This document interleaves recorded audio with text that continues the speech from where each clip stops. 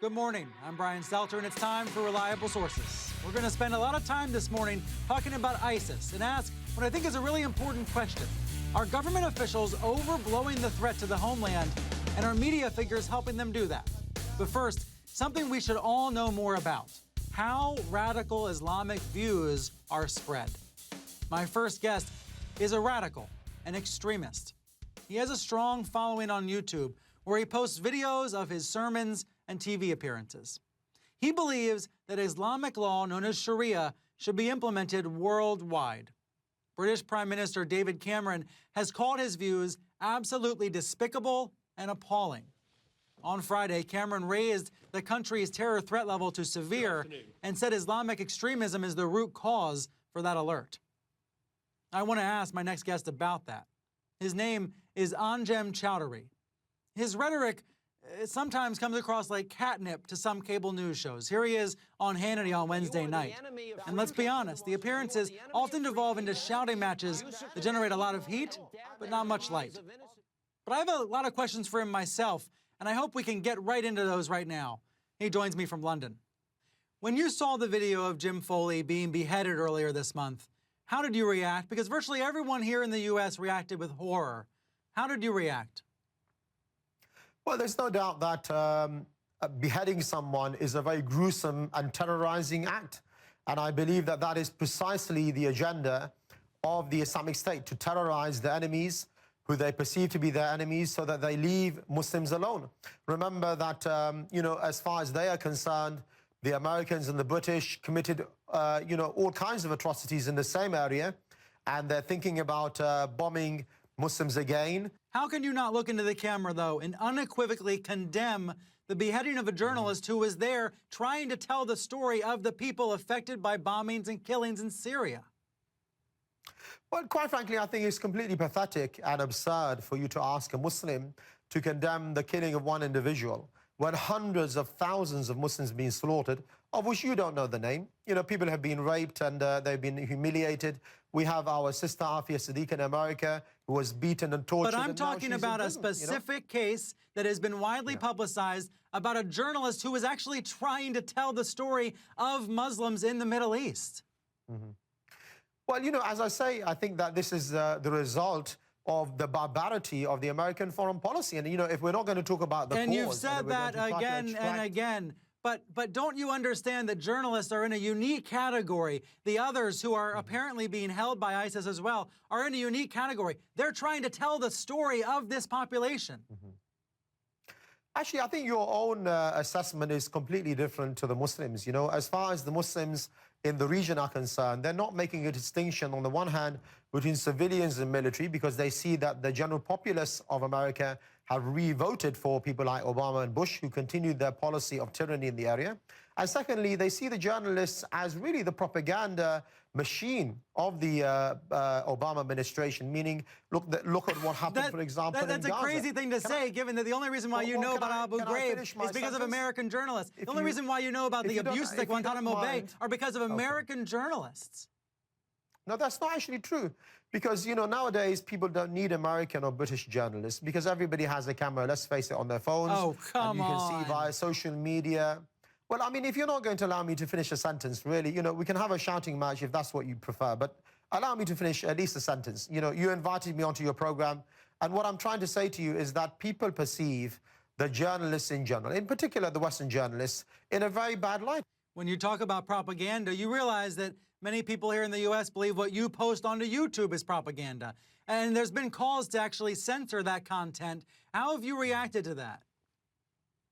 Well, as I say, I think that there will always be two camps in the world. From the time that Allah created man, there's always been those people who follow the shaitan and those people who follow Allah. And they will lie about each other maybe, or they will maybe use propaganda about each other. There's a war taking place, so undoubtedly demonizing the enemy, trying to undermine them, this is all part of it. I think I hear you saying that you do use propaganda and you do produce propaganda of your own. And I think there's a big difference between what you hear a legitimate government official say and what you would say on YouTube. Well, what I say is that, I'm willing to be, if you like, questioned and to be interrogated. And I think that you will never find something different from what I say publicly to what I say privately. I believe that the Sharia is the best way of life. I believe one day it will come to America and the rest of the world. When I hear you say that about America, and I know you've said it in the last few days, it reads to me as something that's preposterous. But I respect that you try to get your message out however you can. What I wonder, though, is aren't you abusing the press freedoms that you would like to see eliminated under Sharia law? No, actually, I believe that Allah created eyes to see and a tongue to speak. Nobody says to you, that you have a right to speak. Rather, this is something that Allah created, and He gave you the ability to speak. So, I don't abide by the parameters of your acceptable behavior. One day, people are freedom fighters. The next day, they are terrorists.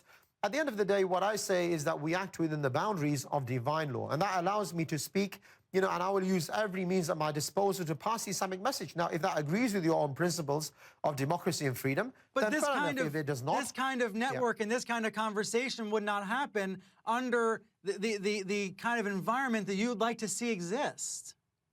Actually, no, you're wrong about that. I believe in an Islamic state where we can have a decent debate and discussion. I believe including independent media? There's no independent media like this in Syria. Well, at the current time in Syria and Iraq, let's face it, there's an uprising taking place. People are removing brutal regimes and they're implementing the Sharia. And by all accounts, the Christians are returning to Mosul. Many Yazidis have embraced Islam. So, don't believe your own propaganda. When you say the Yazidis have embraced Islam, that's under the sword. There have been so many clear reports about that happening under threat of death. Actually, it's not entirely true. I think there are many Yazidis. Not entirely true. What do you mean? It's not entirely. Because basically, look, if you look at the Yazidis, those people who were in charge, they were supporting Nouri al-Maliki under the American occupation. And obviously, there are some people among them who need to be caught, they need to be arrested and tried.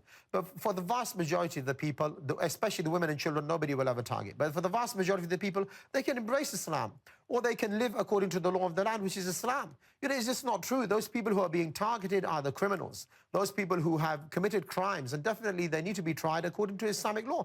You may not agree with that, but that is the law of the land in this region now. Let me ask you about Friday's report that the UK has raised the terror threat level. British Prime Minister David Cameron said that 28,000 pieces of extremist material have been taken off the internet, including, I think, 46 ISIS-related videos. Have you and your videos and your materials been affected by this? No, not at all. I think that, I don't pose a threat to anyone in this country. I pose an ideological or political threat, definitely. I believe that I can counter the arguments and the narrative of the government and those people who are, banging the drums of war, in Muslim countries. But at the end of the day, I think that ultimately Theresa May and David Cameron have lost the argument if they're going to run roughshod over the very principles and values which they're fighting for, in places like Afghanistan and Iraq. Why exactly are British and American soldiers dying, if not for the same freedoms and, and values which they are now stifling over here for the Muslim community? You said you pose no threat to the UK, and yet wouldn't you agree that you convert people to a radical form of Islam? There's nothing called a radical or moderate form of Islam. A woman is either pregnant or not pregnant. If you abide by Islam, you will follow what is in the Quran and in the traditions of the Prophet. And quite frankly, you will never find anything that I say which does not have Islamic basis. I challenge anybody out there. So many Muslims would reject what you just said and say that you are warping your religion for terrible purposes. I think you will find that those people who differ with me believe in secularism, believe in freedom. Maybe they're being paid by the government to say what they say. But, I'm not saying anything outside of the divine text. Stuff. This is true. No, it's not true at all. Brian, look, I've been in propagating Islam, and I've met most of the leaders of the Muslim community. I've been on many platforms. I know exactly what's out there. If you go to Muslims who are actually practicing around the world, maybe in Indonesia, in the Middle East, you will find they say exactly the same thing as me, because I'm not calling for leadership for individuals. I'm calling for leadership for Islam. And I make sure that what I say accords to the Quran and the Sunnah of the Prophet. I've been trying here to have you answer in full sentences, full statements, but I wonder why you agree to go on shows like Sean Hannity's. You went on his show on Fox this week, and it's a shouting match the whole time. Both of you barely get a sentence out at a time. So why do you agree to go on a show like that? I don't believe that there's any platform which should not be utilized to pass the message of Islam. And I know that Sean Hannity is going to interrupt. I know that he's been very rude to some of his guests. But at the end of the day, in between that, I can try to pass the message of Islam. I can try to counter some of those arguments. You know, if there's going to be a platform which is constantly being used against Islam or Muslims, I think from time to time you can go there. You know, I don't mind if they insult me or they insult, my own behavior. But at the end of the day, I believe that the truth would prevail. And I think that you can see from the reaction on the social media that, you know, I won that debate. And many people are looking at what I actually said and they're ignoring what Sean Hannity is saying. You talk about wanting the truth to prevail, but here's what bothers me. When we were setting up for our interview here, the audio engineer asked you to do what every guest does, to count to 10, to check the mic. And you started to do that, but then you said 9/11, 7/7, 3/11. Is this all some sort of a joke to do that? Well, you know, if you had a sense of humor, maybe you would have laughed. It was just a sound check, you know, and you shouldn't take any of these things that seriously. Obviously, you know, I'm not saying to carry out an operation. A sense of humor. We were setting up the sound check. And I said 1, 2, 3, 4, 5, 9, 11, 7, 7, making sure that you can hear me. It's not a big issue. It's not a big deal. If you want to make it a big deal, by all means do so. But it makes you look much more shallow, really, than me. I have nothing more to say. But thank you for joining me. You're always welcome. What a world we live in.